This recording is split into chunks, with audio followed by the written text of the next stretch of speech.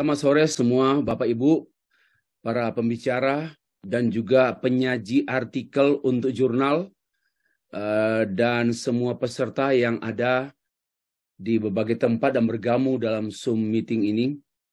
Saya menyampaikan materi berkenaan dengan judul dalam bahasa Inggris Reformation Theology and Church Reformation. Always happening and will never end. Reformasi teologia reformasi dan reformasi gereja. Teologia reformasi dan reformasi gereja selalu terjadi dan tidak akan pernah berakhir. Ya.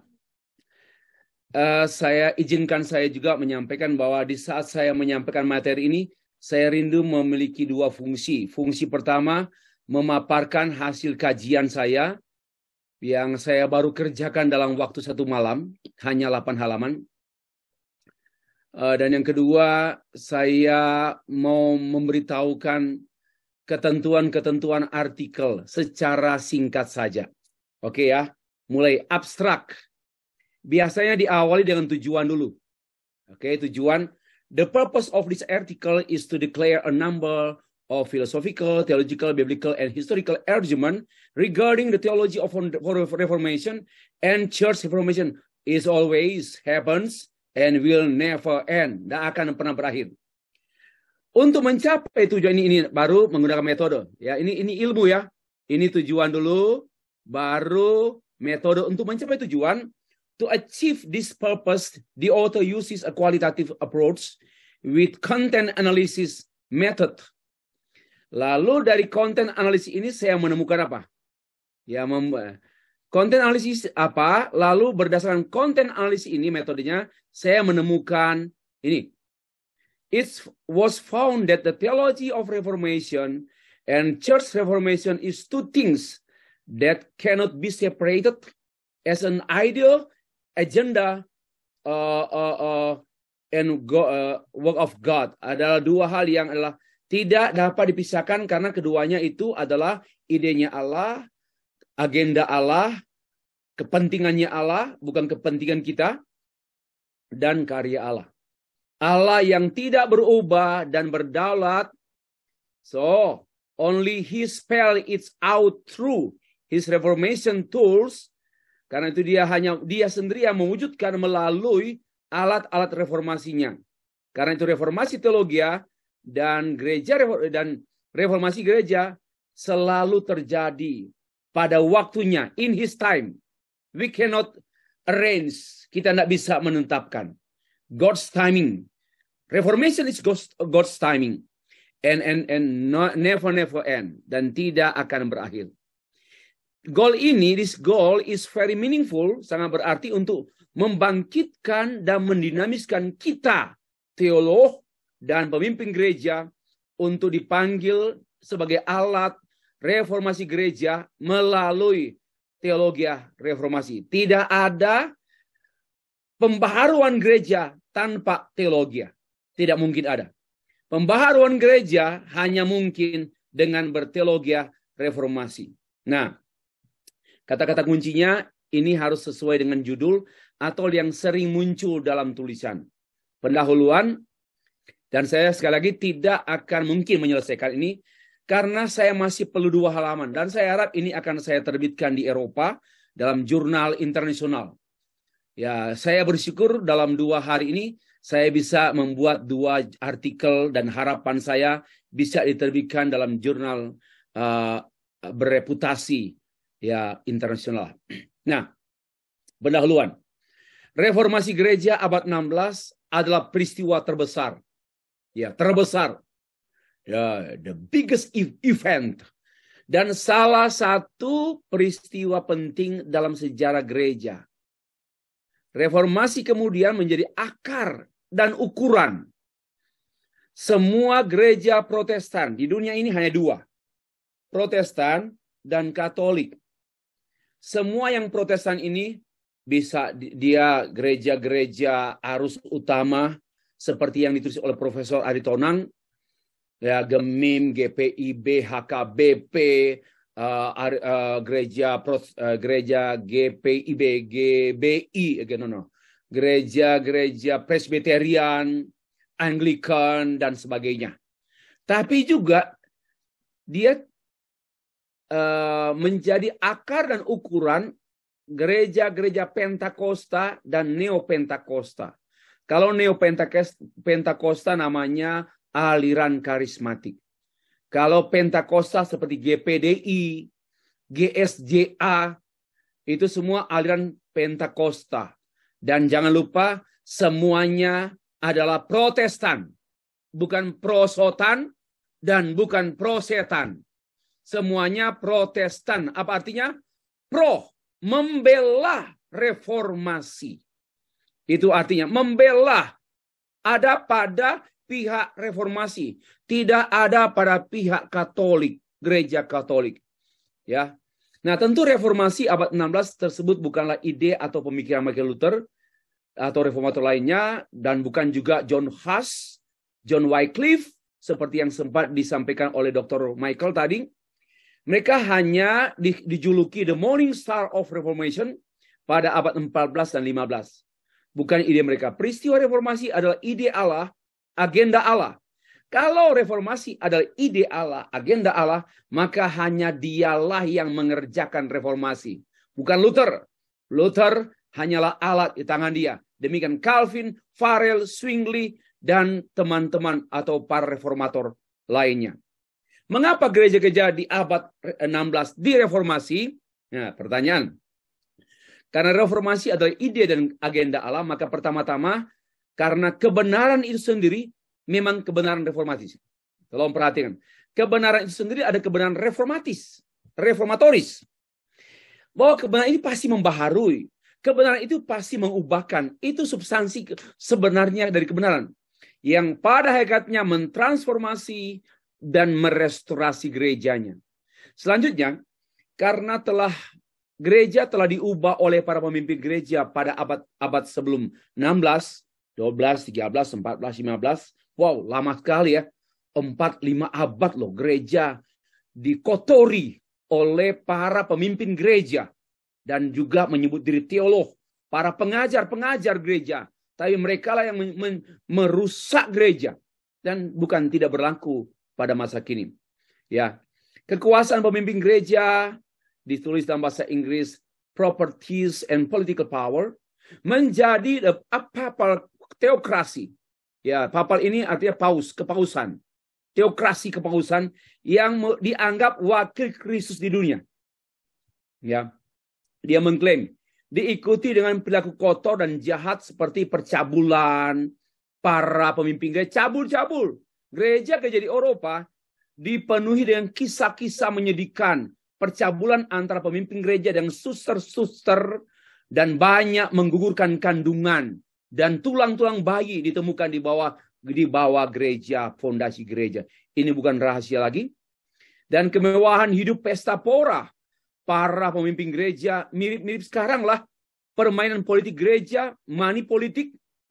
Saya sedih dengan satu denominasi gereja yang saya hormati, tetapi waktu saya di Manado saya dengar memilih ketua wilayah gereja A di Manado, sogok sana, sogok sini, gaya setan. Ngeri banget. Dan itu yang terjadi dulu abad 16 jadi, sekarang pun terjadi. Kejatuhan moralitas pemimpin gereja berakar pada kejatuhan teologis. Ini perlu digarisbawahi. Kalau teologi tidak beres, pasti moral nggak beres. Dengar baik-baik. Kalau teologi, pemikiran, keyakinan iman kita tidak beres, bengkok, maka karakter kita pun bengkok dan moral kita pun amoral, bengkok. Alkitab bukan lagi dianggap satu-satunya sumber teologi, tapi mereka telah menyimpang dari tradisi teologi Agustinus. Bapak ingat ya, Agustinus abad yang ke-5, dia lahir akhir abad 9, abad 4. Lalu pengaruh teologianya abad 5, 6, 7, 8, 9, 10, 11. Wow, one pastor, satu hamba Tuhan. Tetapi teologi dunia waktu itu dijaga oleh Tuhan melalui pemikiran Agustinus selama 5-6 abad. Kita ini aja baru 50 tahun sudah rasa sudah capek ya. Ini 6 abad, 500 tahun, 600 tahun. Teologi Agustinus bercahaya, tetapi kemudian diredupkan oleh para pemimpin gereja dengan menekankan 7 sakramen, termasuk indulgensia, dan diantaranya sakramen penebusan dosa yang diperjualbelikan. Maka itu lihatlah gedung-gedung gereja Eropa sangat megah. Semua itu hasil pengumpulan dana dan diantaranya karena indulgensia. Belum lagi dengan pengaruh teologi skolastik yang berakar dari Aristotelian sehingga mengerdilkan, menempatkan teologi di bawah filsafat, dan pertanyaan-pertanyaan teologi dijawab oleh filsafat. Ini suatu penyimpangan. Oke. Reformasi gereja adalah peristiwa yang terjadi sebagai akibat dari perjuangan para reformator dalam berteologi. Mau reformasi gereja, mari berteologi. Tidak ada reformasi tanpa teologi. Dan tidak ada reformasi tanpa berteologi. Yaitu perjuangan membawa kembali gereja kepada Alkitab, back to the Bible. Teologi dan berteologi adalah cara para reformator mereformasi gereja. Para reformator menekankan kembali pada prinsip-prinsip mendasar dari iman Kristen yang dirumuskan dalam sola scriptura, sola gratia, sola fide, sola Christo, soli Deo gloria. Ini prinsip. Kelima prinsip ini mendasar ini adalah sistem kepercayaan yang menjadi pilar utama gereja. Karena itu alpanya salah satu atau kurangnya perhatian gereja terhadap salah satu pasti terjadi kekacauan teologi yang terlihat pada kekacauan gereja dan bergereja, sehingga gereja bukan hanya lagi menjadi lumpuh dan sakit parah, melainkan juga bukan gereja lagi. Tanpa salah sola, gereja bukan gereja lagi, hanya paguyuban aja. Sejak abad 16, reformasi gereja telah berusia 505 tahun. Sampai hari ini. Sampai tahun ini. Berusia 505 tahun. Nah, permulaan abad 21 ini, seperti apa kondisi gereja pada abad ini? Banyak penelitian dilakukan dan ditemukan sesuatu yang sangat buruk tentang kondisi gereja. Bahkan lebih buruk lagi daripada sebelum reformasi. Abad 16. Sedih. Lebih buruk lagi. Mari kita lihat. Michael Harton membukakan keadaan gereja pada masa kini dengan bukunya Kekristenan Tanpa Kristus. Lalu buku saya pada tahun 2017 menulis bahwa dalam buku Teologi Reformasi abad yang ke-21, gereja menjadi serupa dengan dunia dan duniawi. Ya, lebih buruk daripada dunia. Nah, ini bukan asal ngomong. Hal ini pun ditopang oleh sejumlah tulisan George Barna, Roland J. Sider, dan John MacArthur. Di antaranya pada tahun 2017, dia sudah mulai sejak tahun 2015, ada Sarah Siltra menemukan gereja-gereja Protestan di Jerman dan sebagai pusat Luther, dan di Swiss pusat Calvinis, dan Amerika, ditemukan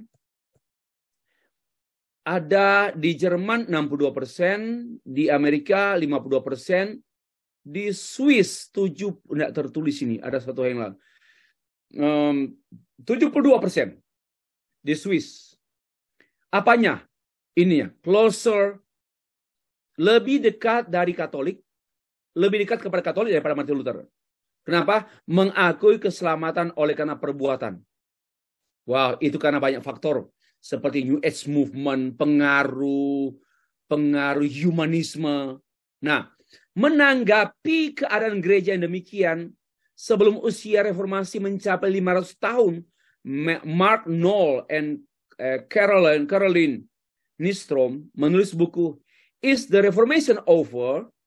Nah, Bapak boleh perhatikan kalau membuat artikel, mari kita harus menemukan kebaharuan, novelty. Nah, di sini saya membahas tentang kesenjangan antara yang ideal dan yang faktual. Ini problem. Ini yang ideal di sini. Ini ideal. Biar kita belajar ya. karya ini ideal. Ini yang namanya ideal. Ideal. Lalu ini yang faktual. Faktanya apa? Faktual. Jadi jangan sembarang tulis. Nggak diterima di Sinta. Nggak diterima nanti di mana? Di jurnal bereputasi Q1, Q2, Q3. Harus ada aturan. Ini ada ideal. Lalu ini faktual. Lalu di sini saya mulai memaparkan kebaharuan, novelty-nya. Kenapa? Saya mulai, hey, Mark Knowles sudah tulis tentang Is Reformation Over? Apakah reformasi sudah berakhir? Demikian juga Michael Horton menulis artikel Is the Reformation Over? Stanley Howard was menulis Reformation may be coming to an end, but reform is the church is never ending. Ya, reformasi akan datang pada akhir, tetapi membaharui itu gereja tidak pernah berakhir. Ini masih ada. Lalu dalam tulisannya, Reformation is over. Protestan menang. Tetapi, lanjut lagi. So, why are we still here? Mengapa kita masih di sini? Ya, ini. Lalu saya tanggapi lagi, saya cari lagi. Begitu juga dengan Nicolaus Set-Major menulis, The end of Reformation is coming. Wah, akhir dari reformasi sedang datang. Luther memulai sesuatu dan kita masih membicarakan hari ini. Sudah selesailah. Untuk apa bicara reformasi? Itu era Luther. Kenapa kita bicara lagi? Nah, saya menghadapi masalah ini. Beliau memastikan bahwa reformasi pasti akan berakhir. Ya. Lalu Peter Leonhard menulis bahwa the Reformation isn't over. Tidak akan berakhir. Tetapi Protestan akan berakhir.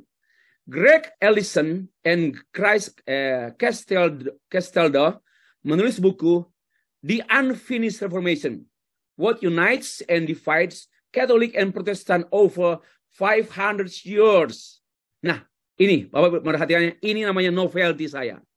Kalau mau tulis, Bapak Ibu kalau artikelnya mau diterima di luar negeri di tempat jurnal-jurnal bernama, harus novelty-nya wow. Kalau enggak, wow ya. Perhatikan baik-baik.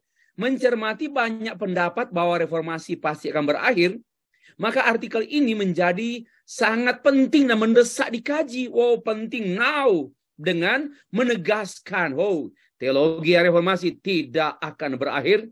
Maka demikian pula reformasi gereja pun selalu terjadi dan tidak akan pernah berakhir. Nah, setelah ini novelty saya, baru buat pertanyaan penelitian. Pernyataan ini menimbulkan pertanyaan sebagai berikut. Apa saja argumentasi biblikal, teologis, menegaskan, masih kurang di sini. Argumentasi filosofis dulu. Filosofis,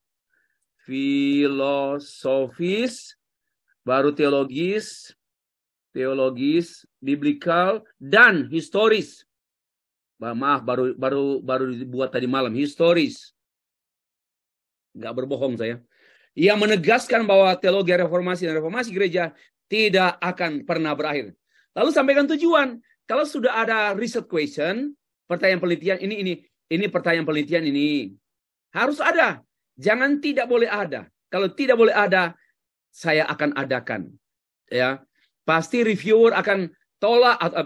Editor. Nah, lalu setelah ini ada tujuannya. Tujuannya ini dia. Nah, tujuan ini ada signifikansinya. Nah, ini ada tujuan ini, tujuan. Oke, saya kasih warna lain. Lalu ada keberartiannya. Nah, barulah para editor dunia akan melirik tulisan kita. Ya, saya harap ini sambil belajar menulis artikel. Nah, metodenya silakan lihat, cukup ringkas saja tapi padat. Dengan minimal saya menggunakan 1, 2, 3, 4 buku. Oke. Metode saya yaitu pendekatannya kualitatif approach dan metodenya analisis isi atau content analysis. What is the content analysis? Ini artinya langkah-langkahnya ada. Oke. Terus lalu finding and discussion. Ini temuan dan diskusi. Saya mengatakan demikian, Bapak Ibu.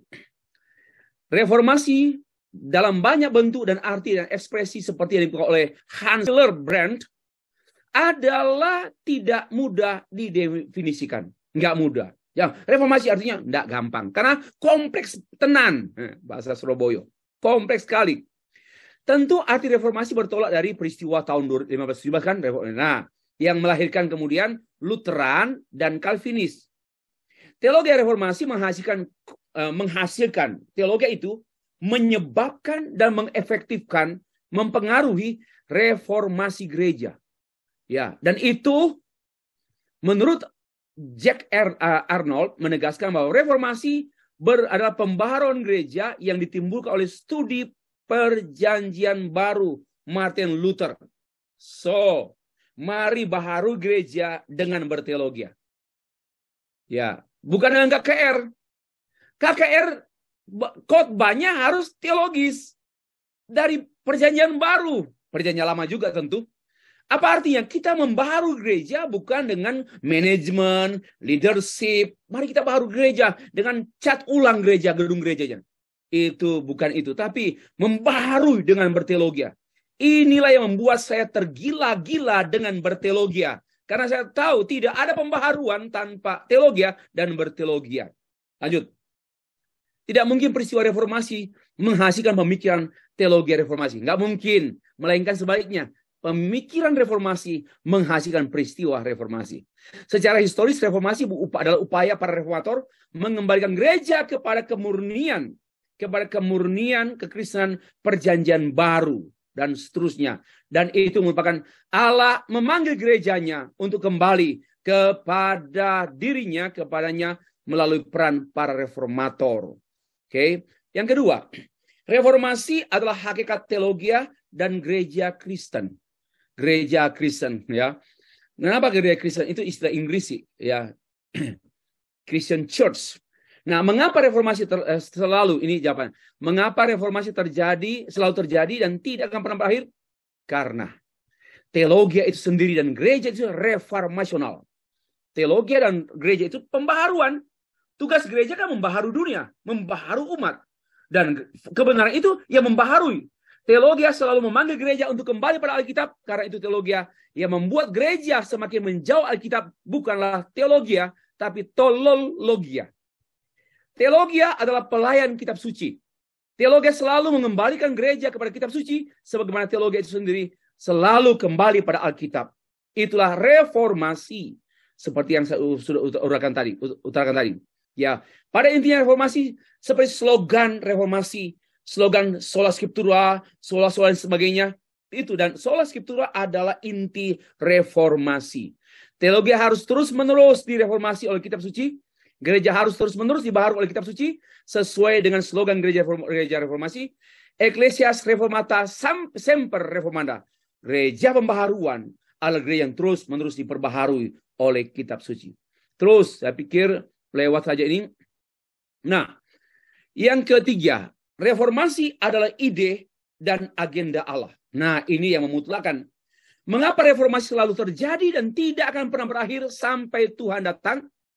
Reformasi bukan ide dan agenda para reformator, melainkan ide dan agenda Allah.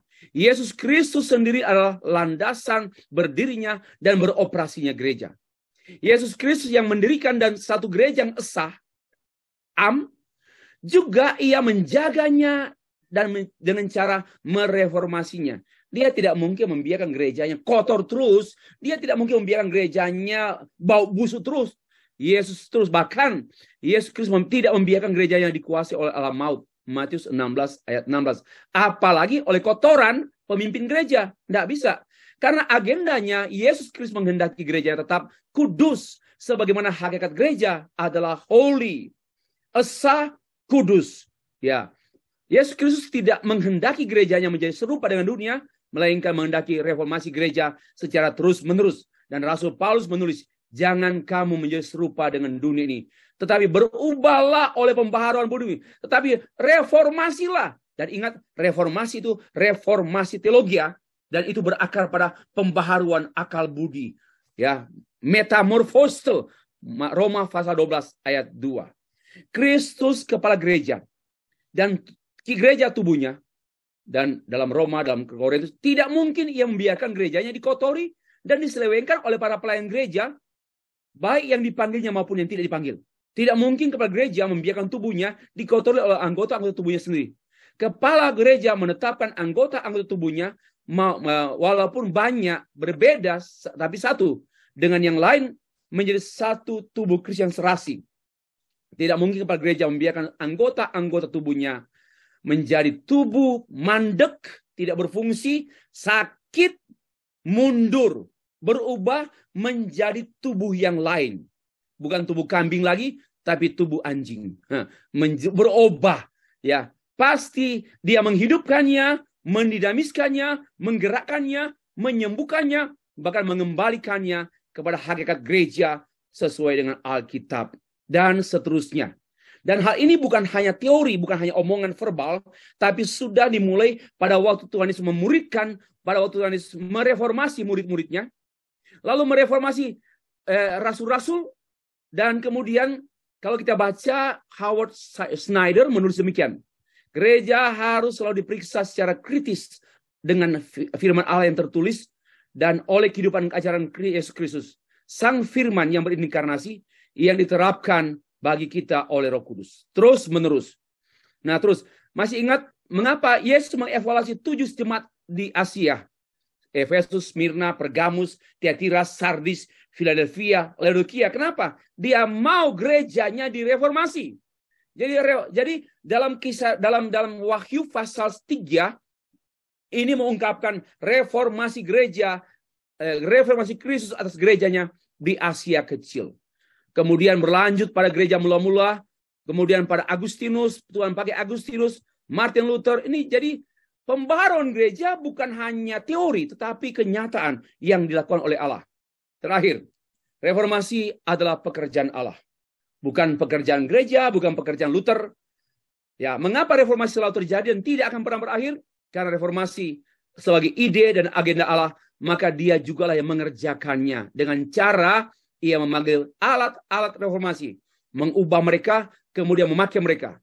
Reformasi gereja adalah pekerjaan Allah yang mengubah seseorang secara mendasar dan mengubah cara pandangnya. Wah, reformasi ini bukan berarti berhenti merokok, berhenti mabuk, berhenti pacaran sembarangan, berhenti hidup berpesta pora, bukan. Reformasi itu adalah pertobatan.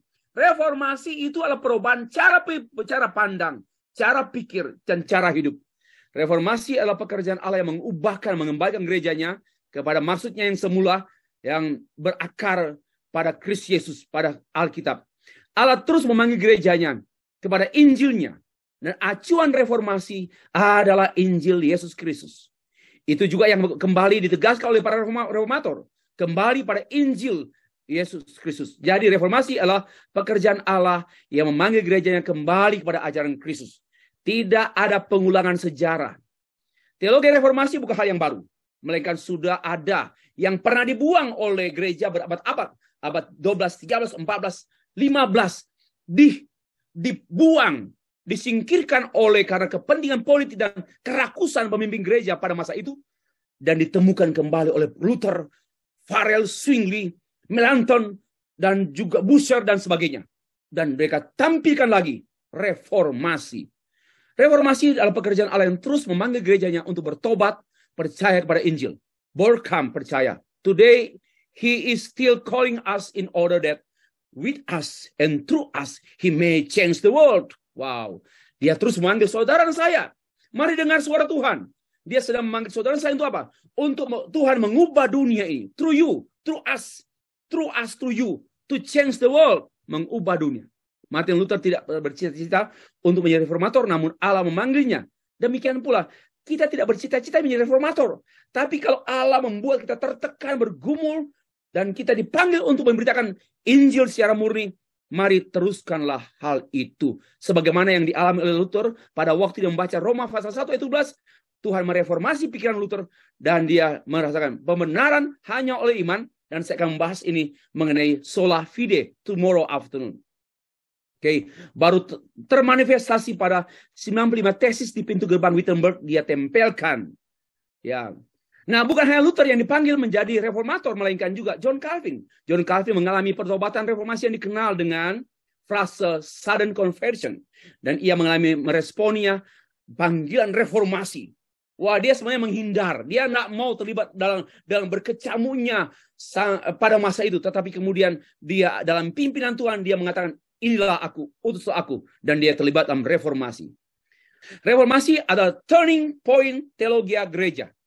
Mengapa reformasi selalu terjadi dan tidak akan pernah berakhir? Ini senantiasa pertanyaan saya, Bapak. Karena ini argumen saya. Karena reformasi adalah bersifat present indikatif aktif.